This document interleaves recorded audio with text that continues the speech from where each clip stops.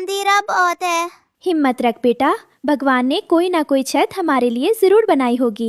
बिजली चमकी और रानो को झाड़ियों के बीच एक विशाल नारंगी कद्दू दिखाई दिया। ये साधारण कद्दू नहीं था, ये एक घर जितना बड़ा था। गुड़िया देखो वो कद्दू, शायद हम इसके अंदर रात काट सकते हैं। रानो ने अपनी चोंच से कद्दू में एक छोटा दरवाजा बनाया। अंदर से कद्दू सूखा और गर्म था। रानो ने अंदर सफाई की। अजीब बात ये थी कि कद्दू की दीवारें हल्की रोशनी दे रही थीं। माँ, ये तो बहुत गर्म है और देखो ये लालटेन की तरह चमक रहा है। हाँ बेटा, ये कुदरत का करिश्मा है। भगवान ने हमारा घर छीना तो बदले में ये जादुई लालटेन दे दी।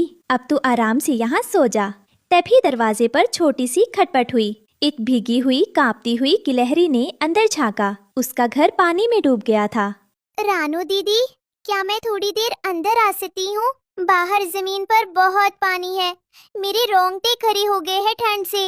मैंने इस कद्दू की रोशनी देखी तो खिंची चली आई। अरे तुम बाहर क्यों खड़ी हो? जल्दी अंदर आ जाओ। ये घर जितना मेरा है उतना ही सबका है।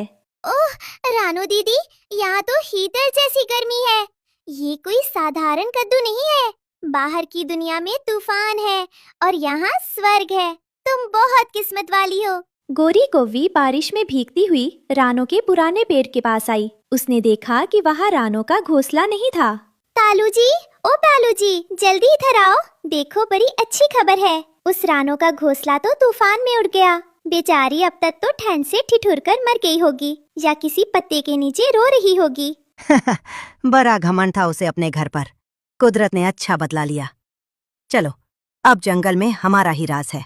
दोनों अपनी खुशी मनाते हुए और खुद के लिए सिर छिपाने की जगह ढूंढते हुए आगे उड़े। तभी जंगल के अंधेरे कोने में गोरी को कुछ अजीब सी रोशनी दिखाई दी।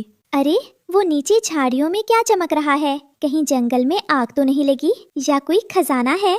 चलो पास चलकर देखते हैं। जब वे पास पहुँचे तो उनकी आंखें फटी की फटी रह गईं। वो कोई आग नहीं बल्कि एक विशाल चमकता हुआ कद्दू था। उसके अंदर से रानो और बच्चों की हंसने की आवाजें आ रही थीं। खिड़की से सुनहरी रोशनी और गर्माहट बाहर आ रही थी। क्या ये नामुमकिन है? हम जहाँ भीग रहे हैं और वो रानो, वो इस जादुई महल में मजे कर रही है। कालू जी देखो तो सही, उसके पास तो हीटर जैसी रोशनी भी है। ये कद्दू तो मेरे पास होना चाहिए था। शांत हो जा गोरी। किस्मत रानो पर मेहरबान है तो क्या हुआ? दिमाग तो हमारे पास है। ये इलाका भूतों के लिए बदनाम है। आप देख, मैं ऐसा खेल खेलूंगा कि रानो खुद ये महल छोड़कर भाग जाएगी और ये कद्दू वाला बंगला हमारा होगा। बारिश रुक गई थी। रानो अपने नए घर को सजा रही थी। तभी कालू वहाँ आया और नाटक करने लगा। अरे रानो, तूने ये क्या किया? ये शापित कद्दू है। जो इसमें रहता है, रात को कद्दू वाला राक्षस उसे खा जाता है। तभी तो ये खाली पड़ा था। क्या सच में कालू भैया? पर हमें तो रात को कुछ नहीं हुआ। पहली रात माफ करता है, दूसरी रात साफ करता है। भाग जा यहाँ से, वरना तेरा बच्चा नहीं बचेगा। कालू कौवा रानो को डराकर नल पर बैठा था। वहाँ काका कबूतर पानी पीने आया। कालू ने तुरंत डरावनी बात शुरू कर दी। काका, तुम्हें पता है रानो जिस कद्दू में रह रही है वो शापित है। मैंने सुना है रात को वो कद्दू अपना मुंह खोलता है और पक्षियों को निगल जाता है। क्या बात कर रहे हो? हे भगवान, मैं तो सोच रहा था रानो को देखने जाऊं, पर अब मैं उस रास्ते पर भी नहीं जाऊंगा। जान है तो जहान है। वहीं कालू की बात सुनकर नन्ही गुड़िया बुरी तरह डर गई। वो कोने में दुबक गई। माँ चलो यहाँ से चलते हैं। कालू अंकल कह रहे थे कि इसमें राक्षस है। मुझे डर लग रहा है। बेटा, डर और अफवाहें कमजोर बनाती हैं। इस कद्दू ने हमें तूफान में बना दी है। जिसने जान बचाई वो जान लेगा नहीं। रानो ने देखा कि कद्दू की जड़ें सूखी है। उसने अपनी चोंच में बाल्टी पानी लाकर जड़ों में डाला। शुक्रिया कद्दू दोस्त, हमें बचाने के लिए। अगली घूप अंधेरी रात में कालू कौवा खुद को सफेद चादर और डरावने मुखौटे से थक कर आया। वो रानो को डराकर भगाना चाहता था। वो कद्दू के ऊपर चढ़ गया और डरावनी आवाजें निकालने लगा। मैं कद्दू का राक्षस हूँ, घर खाली करो वरना मैं खा जाऊंगा। गुड़िया चीखने लगी। रानो घबरा गई, लेकिन जादुई कद्दू सब समझ रहा था कि ये उसका दुश्मन है।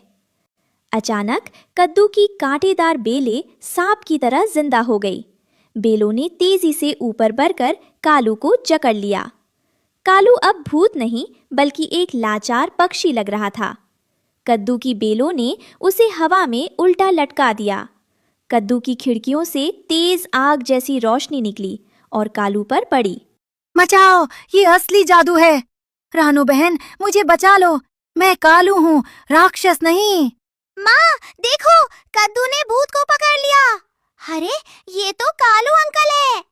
शोर सुनकर हरिया तोता और बाकी पक्षी सब जमा हो गए। रानू ने कद्दू से प्रार्थना की, इसे छोड़ दो मेरे दोस्त, इसे सबक मिल गया है। बेलों ने कालू को धड़ाम से नीचे पटक दिया। उसका झूठ सबके सामने आ गया। कालू, तूने इस घर को भूतिया कहा था, पर ये तो रानू का रक्षक निकला। घर ईंट पत्थर या कद्दू से नहीं, उसमें रहने वालों के दिल से बनता है। कालू शर्मिंदा होकर भाग गया। रानू और गुड़िया अब निडर होकर उस सुंदर चमकते हुए कद्दू में रहने लगे। वो कद्दू अब सिर्फ घर नहीं था, वो उनका जादुई बॉडीगार्ड था। कालू के भाग जाने के बाद जंगल में शांति छा गई थी। अगली सुबह जब सूरज की पहली किरणें निकली तो जादुई कद्दू की चमक और भी बढ़ गई। अब वो केवल रानू का घर नहीं था, बल्कि पूरे जंगल का साझा बसेरा बन गया था। रानू ने कद्दू के प्रवेश द्वार पर सूखी घास और फूलों से एक सुंदर तोरण बनाया। तभी वहां वही गिलहरी अपनी छोटी सी थैली लेकर आई, जिसे रानू ने तूफान वाली रात बना दी थी। रानू दीदी, मैं आपके लिए सूखे मेवे और कुछ बीज लाई हूँ। आपके इस जादुई घर ने मेरी जान बचाई थी। आज से हम सब मिलकर यहाँ एक परिवार की तरह रहेंगे। तभी हरिया तोता और अन्य पक्षी भी वहां आ पहुंचे। रानू ने कद्दू की एक बड़ी खिड़की की तरफ इशारा किया, जहां से सुनहरी रोशनी बाहर आ रही थी। दोस्तों, ये कद्दू हमें सिर्फ गर्मी और रोशनी नहीं देता, बल्कि इसके अंदर का जादुई रस हर घाव को भर देता है। जो भी पक्षी बीमार या बेघर हो, उसके लिए इस कद्दू महल के दरवाजे हमेशा खुले हैं।